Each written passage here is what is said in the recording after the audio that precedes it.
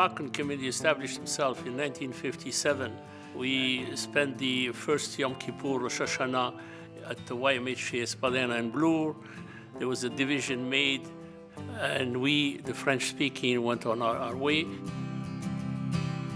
We went to 25 Brunswick. We spent a few high holidays there. And then we went to Viewmont. It was nice. We had a very nice time in those days. We were newcomers. We did the dancing, whatever we could do to bring our own people together. And then after that, Bialik came into existence, and they asked us to move. Across the street was this little synagogue for sale at 25 Viewmont, and we bought the synagogue. There was no caterer.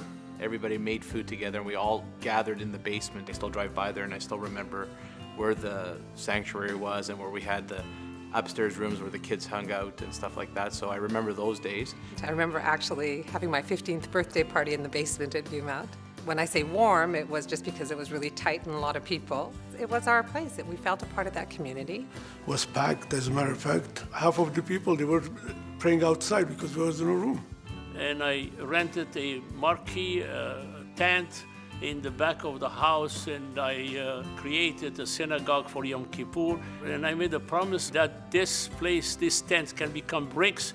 And where I'm standing now, the jewel of Magen David here was for sale. And finally, we bought the premises.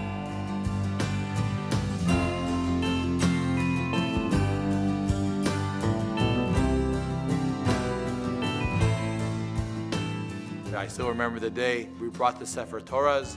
It was a convertible car, whether it was a Cadillac, and everybody was sitting on the back of it. The building was empty. We had to buy tables, chairs. It was completely different.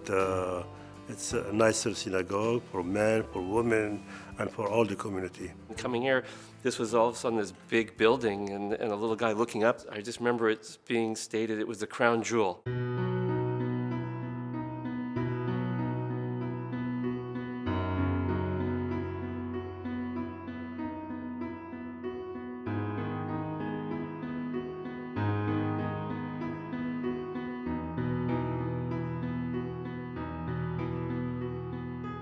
We used to hide in the corner there so that we'd think, and that's why I used to think that corner was so big. And I remember everybody hitting the books to be quiet and running around.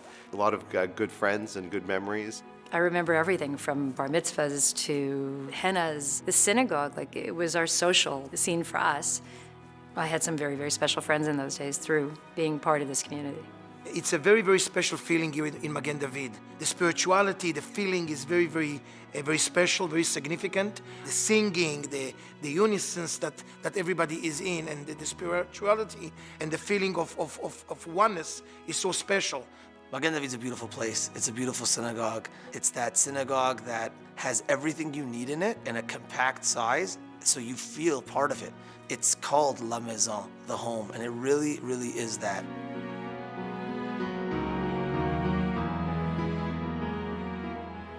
Was a very family kind of shul. It's small, where everybody's there to help you, to be friendly. It's the quality of people who makes a congregation, it's not the quantity. Magen David has a zechut that nobody else has. We have God on our side. I remember the welcoming and the warmth of Magen David, as always. Beautiful people, big smiles, warm, nice. The sense of community, the sense of belonging, and the synagogue has given me so much. I was absent for so many years, and when I came back, I felt like I had to catch up. I felt like I didn't do enough, I was absent. Magen David is my home. If I didn't have Magen David today, I wouldn't know where to go. My heart here, this is my home. My son, my grandchildren, that's their home, their future. This is Magen David. A lot of people have a deep connection to Magen David. People who aren't members anymore, but have grown up at Magen David, had family in Magen David. So Magen David is really central to the Jewish community, and that kind of shows the work that the original founding generation did. We want the Sephardic community to survive. We want our liturgy not to disappear. We want our tradition to stay with us.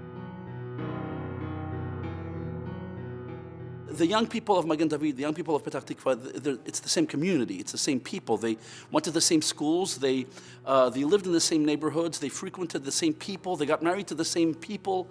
You know, Magen David, Petah Tikva, Kol Torah, Ateret Torah, Kehila Center, we're all one. It's all one community.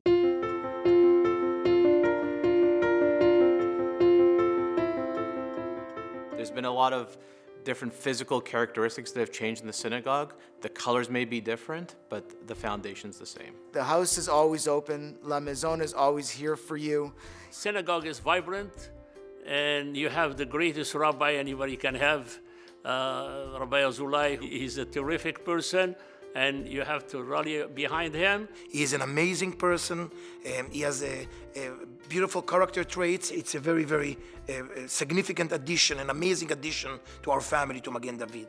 Everybody loves him, and I think we have a good future at Magen David with Rabbi Azulai. It's definitely a great honor for me to be the rabbi of Magen David Sephardic Congregation. Being a rabbi of such a rich community that has so much history is something unbelievable.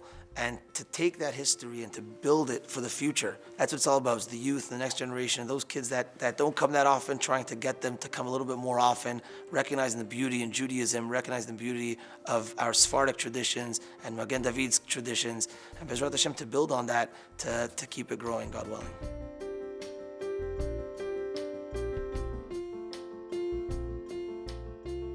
My son, a couple of years ago, went for Shabbat to my in-laws up north.